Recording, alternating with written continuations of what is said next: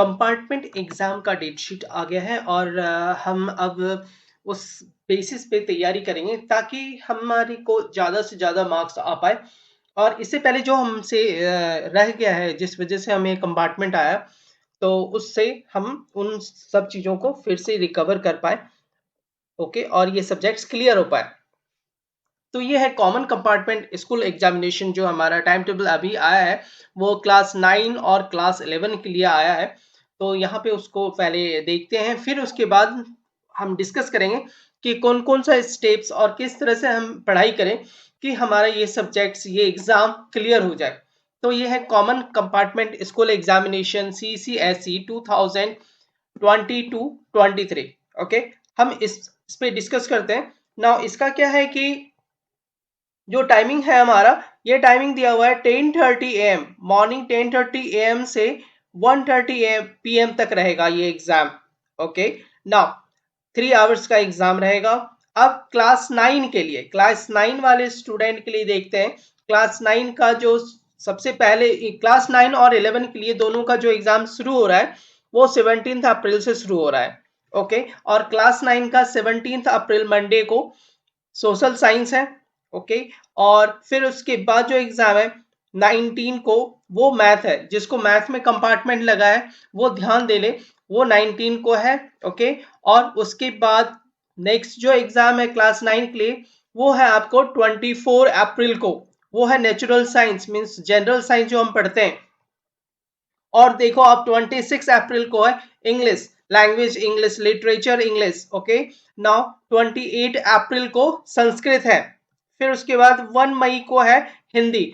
जब ये एग्जाम खत्म हो जाएंगे फिर उसके बाद रिजल्ट बताया जाएगा। अब देखो क्लास 11 वालों के लिए क्या है कि 17 को हिंदी है, इलेक्टिव जो लैंग्वेज में आता है, अकाउंटेंसी, केमिस्ट्री जिन्होंने साइंस में लिया होगा, हिस्ट्री जो आर्ट्स में लिया है, सोशोलॉजी, इंग्लिश ग्राफिक्स, इकोनॉमिक्स। और 24 को देखो पॉल फिजिक्स है और पोल साइंस है। जिन्होंने साइंस लिया वो फिजिक्स देंगे। और 25 को है इंग्लिश कोर में लगा हुआ है। 26 अप्रैल को देखो ये है फिजिकल एजुकेशन।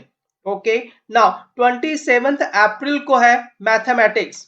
27 अप्रैल को ये मैथमेटिक्स है। और 28 अप्रैल को है बिजनेस स्टडीज।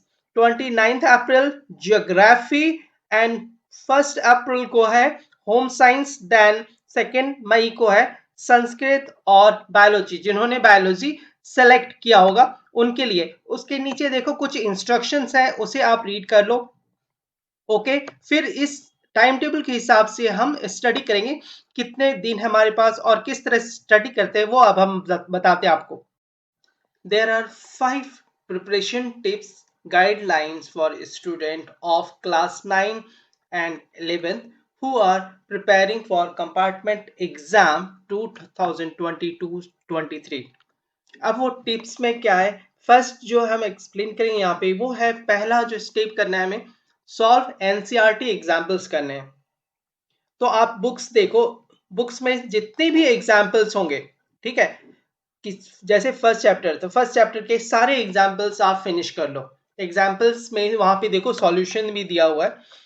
ठीक है, अगर नहीं आता है तो आप कमेंट्स में लिख सकते हो उसके बारे में। तो हमें सबसे पहले क्या करना है, एनसीईआरटी के हर एक चैप्टर्स के एग्जाम्पल्स जो है उसे हमें कंप्लीट करना है।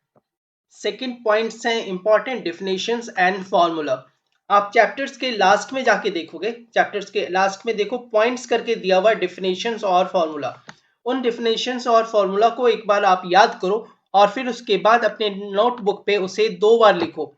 ठीक है, और फिर उसे फिर बंद करके आप अपने मन से लिखो, ताकि आपको टेस्टिंग में पता चले कि आप जो डेफिनेशन है वो और फॉर्मूला है वो याद हुआ है या नहीं। थर्ड पॉइंट है थ्योरम्स एंड प्रूफ। ये थ्योरम्स और प्रूफ ये मैथमेटिक्स में आ जाता है और आपको साइंस में भी है, थ्योरम्स एंड प्रूफ है। ओके, जैसे मोशंस में है, चैप्टर्स में मोशंस के फॉर्मूलाज हैं उसे प्रूव करना, और थ्योरम्स हैं। थ्योरम्स का आप ऐसे समझ लिया करो कि किसी स्टेट्स में, जैसे Newton's law of motion something. Math में तो थ्योरम्स है जैसे 7th chapter, 8th chapter, okay, circle chapter 10 chapter में है। तो थ्योरम्स और उसके प्रूफ्स को आप एक बार देख लो। और उसे एक बार रिटन करो, लिखने की कोशिश करो नोटबुक पे, ताकि आप उसको लर्न कर सको।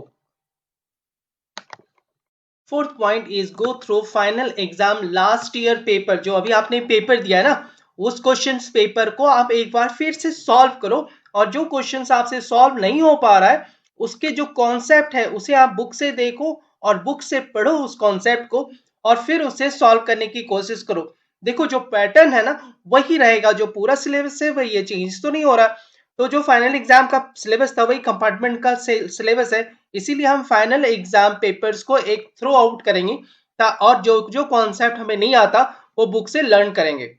Fifth point is sample questions paper. जो सैंपल क्वेश्चंस पेपर आपने रखा होगा अभी एग्जाम से पहले आपने सॉल्व किया होगा, उस सैंपल्स पेपर को फिर से आप सॉल्व करो। तो सैंपल पेपर सॉल्व करोगे ना तो आपको बहुत सारे ऐसे अननोन फैक्ट्स पता चल जाएंगे जो आपने स्किप किया होगा, एग्जाम सिलेबस में पूरा किया होगा, नहीं किया होगा लास्ट टाइम में। इसीलिए आप ये जो 5 पॉइंट्स है उसे फर्स्ट फिर से रिवाइज कर देता हूं। फर्स्ट, सॉल्व एनसीईआरटी एग्जांपल्स, सारे एनसीईआरटी एग्जांपल्स को सॉल्व कर लो। दूसरा, इंपॉर्टेंट डिफिनेशंस एंड फार्मूला को सॉल्व करो। थर्ड, थ्योरम्स एंड प्रूफ को हमें करना है। और फोर्थ, फाइनल एग्जाम पेपर जो अभी हमने दिया था उसे हमें सॉल्व करना है फिर से।